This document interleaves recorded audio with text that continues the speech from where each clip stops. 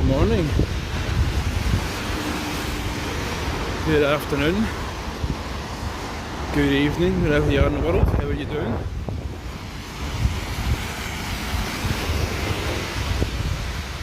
Hope all is well, hope all is good.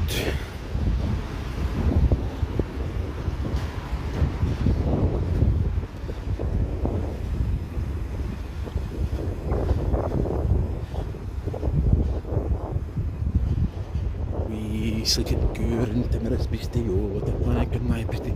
How are you getting on today? Now, I have titled up this A Walk with Rabbie Burns. I have. Why? Because Sunday is Burns night.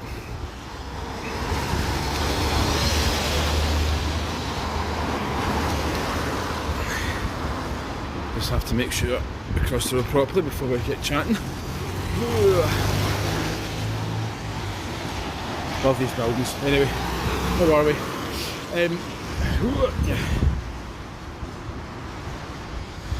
Hello Mandy, hello Glasgow.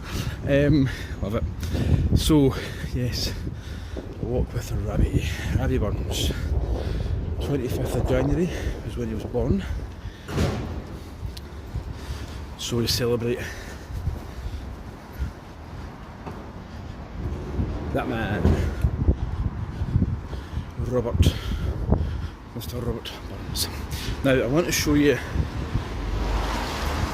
I want to show you the place. Tell a quick wee story. You probably might have seen it before. On one of my shorts I kind of threw in the mix a while ago.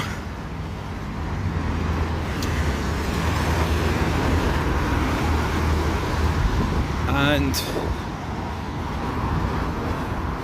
we're going to talk about, so indirectly, somebody else's life who is connected to Robert Burns. Let me see how we good for crossing over. Ooh, eek. Eek. Busy. Surprisingly busy for a Friday. Hi Amy. Hello Glasgow. maybe that should be the. Maybe that should be the hook. I don't know. Hello Glasgow. So, yes, a walk with Mr. Robert Burns. So, hope I've got time for this. As you know, these things are generally short, sharp bursts of energy. I want to talk about...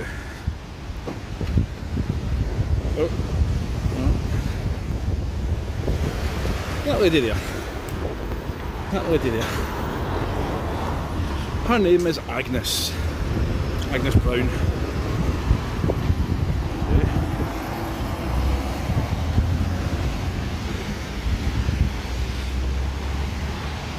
And Agnes has got some, she's got a story to tell. So, I'm trying to cross roads at the same time here, so you have to apologise. Because we don't want to see that on the stream, do we folks? No. Now,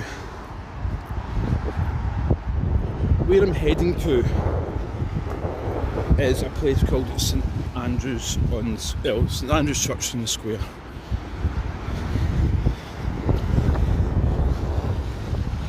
Okay, and I'm kind of going to get this information in as I go. Like I said, I don't have a huge amount of time to spend at the destination. So yes, St Andrew's in the Square. It was built around about 1750, 1760, and it witnessed a marriage between Agnes Brown and James McElhose.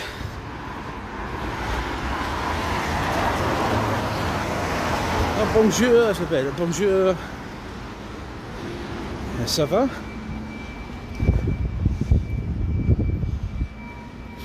And cross over again. Cross over again. Do we want to cross? Yeah, we do want to cross. Yep. There we go. So yes, the church.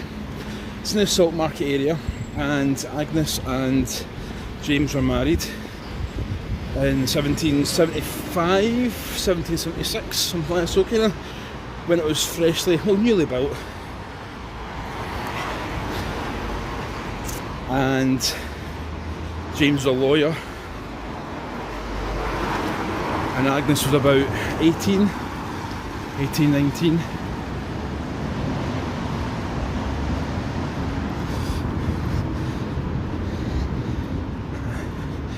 And she had a life.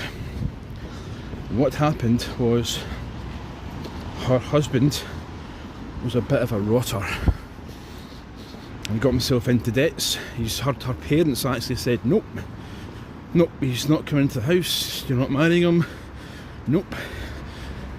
But she fell for him and she loved him, and he was a bit of a rotter. So can I cross here? What do you think? Oh, that's kind of cheeky,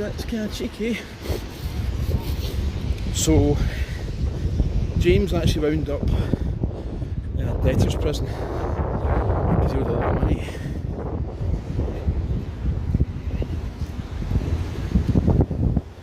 And Agnes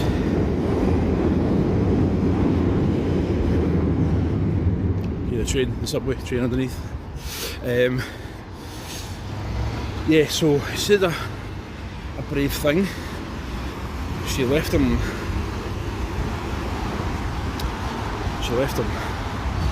And it was, what we're talking, 1780s maybe.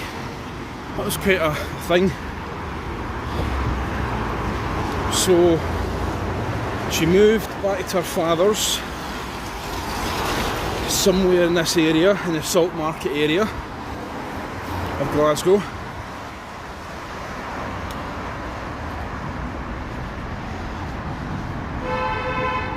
Just keep my eye on what's going around me here.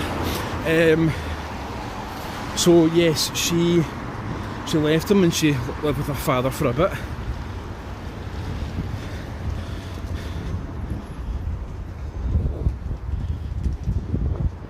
Somewhere in the Salt Market area. I'm going to just hit the button actually, that's what to do. Hit the button. Wait for green man so he can cross.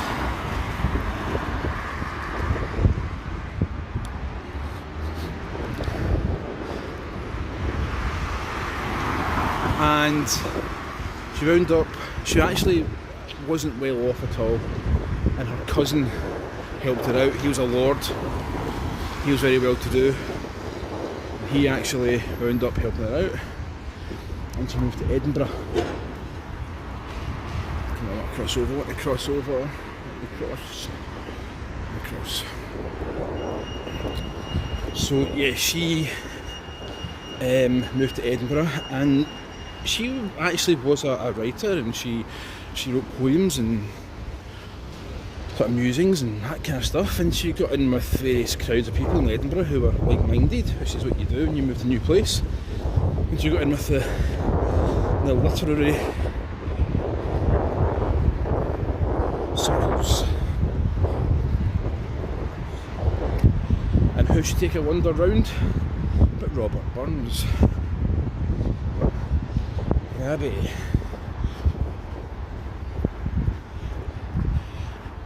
And Rabbie and her got to know each other. He was not married at the time. He wasn't married at the time. She was separated, and she was enjoying her life in Edinburgh, and he fell for her, and the two of them started to write letters to each other. Now, with her being separated, and he as far as I'm aware, was going out with, or he was quoting Gene Armour at the time. Gene Armour, that's a latter picture of Gene Armour. That's Gene Armour right there. And they started to write letters, very saucy and for the time, and very romantic letters. And Sir Walter Scott actually kind of raised his eyebrows. He was around at the time and he knew of Robert and Rabbie, Robert. And yes, he went, these letters are a bit risky, a bit passionate. So what they did was they changed their name so that nobody knew to Agnes became Clarenda, and Rabbie became Sylvander. Right, and they began to write letters to each other.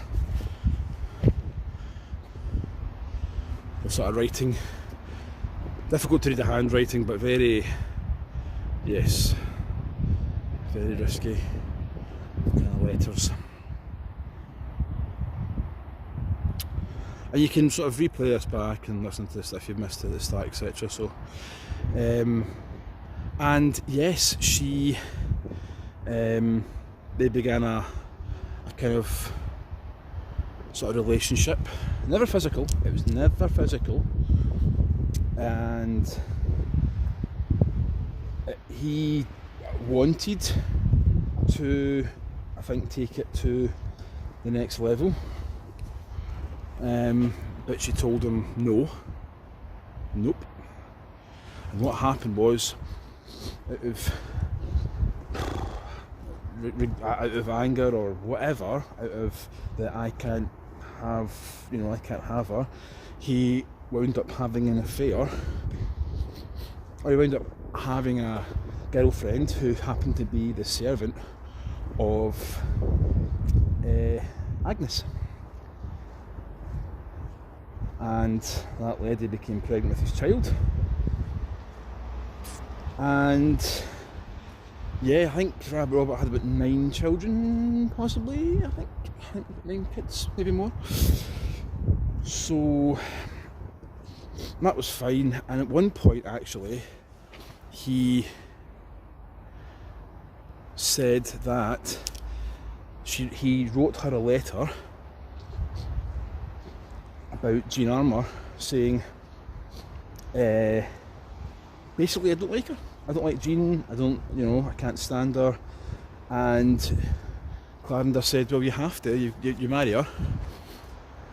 So this letter went back and forward, and 6 weeks after basically saying, I cannot endure her, I, while my heart smote me for the profanity, tried to compare her with my Clarenda. So he could never get Clarenda out his head. And 6 weeks after saying, I can't stand Gene Armour, no, I want you, he married Gene Armour about 6 or 7 weeks after that was sent. Agnes / Clarenda actually went back. She went to Jamaica where her husband was, where her strange husband was, to try and make amends and try and patch things up and try and sort the relationship out, to find that he had actually another woman and a child with another woman. And supposedly conditions, it was too hot and dry or whatever for her, so she moved back to Scotland. I think about 4 or 5 years later she moved back to Scotland. And yeah, she lived in Edinburgh. Robert died. He was only about in his 30s, mid-30s I think, when he died. And she lived her rest of her life. She outlived him by about 40 odd years, and she was in her 80s I think when she died. And she's actually she's buried in the Carnegie Kirk in Edinburgh, down the bottom end of the Royal Mile. She's in there. And you can go and visit her grave in the Carnegie Kirk.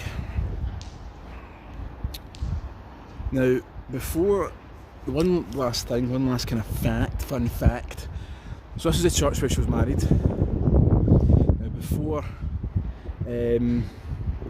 she left, he was devastated that she left for Jamaica, and he wrote one of his probably most famous poems, songs, A Fond Kiss. And that was basically because her friends called her Nancy, I believe. So she was Agnes, and her friends called her Nancy. I need to actually turn around now, I think. He wrote A Fond Kiss. That is a church where Nancy / Agnes / Clarenda was married. So there you go. There you go. And what she did was, excuse me,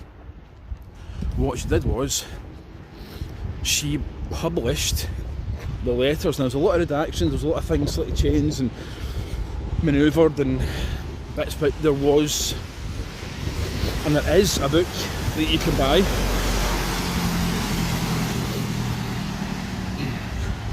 And it's the letters of Clarenda and Sylvander. So yes. So seeing as it was Burns Night on Sunday, I thought on a wee Friday walk and a wee Friday chat, I thought let's try and connect the dots a little bit. And Burns did frequent Glasgow. They said that I'm going to do a wee something somewhere else, but there was a place that he visited. They said to do business in Glasgow, because he was published. He had publishers in Glasgow and he had publishers in Edinburgh, I believe. So he came to Glasgow and he visited a few places, taverns, inns, hotels, the usual. And it is reported that around that time, that's when that's where the Clarenda'd meet Clarenda, or he would find ways to contact her. So she was a pretty, I would say, a pretty strong woman. She did things that were unheard of, and things were totally unheard of. And she wanted to get back with her bit of a rotter ex-husband, and she said no to Robert. So yeah, I mean, it's all sort of, see, it's like the conjecture, and it's all based on, you know, opinion, how you see him. And he's the kind of national bard and things, and his stuff is amazing. But once you start digging a wee bitty, you start finding out certain things about him, you kind of go, tilts head to the side and questions. So, yes, that was the tale of Clarenda and Sylvander. So there you go. There you go, folks. So, what I'm going to do is I'm going to wrap it up here. Just wanted to kind of show you that church. I've done a thing before. I will pop up something later on about that church. Kind of fascinates me. But folks, listen, thank you so much for joining. Thank you for watching. Thanks for commenting. Thanks for being part of this wee party. It was great to have you. And if you've just joined, where have you been? Where have you been?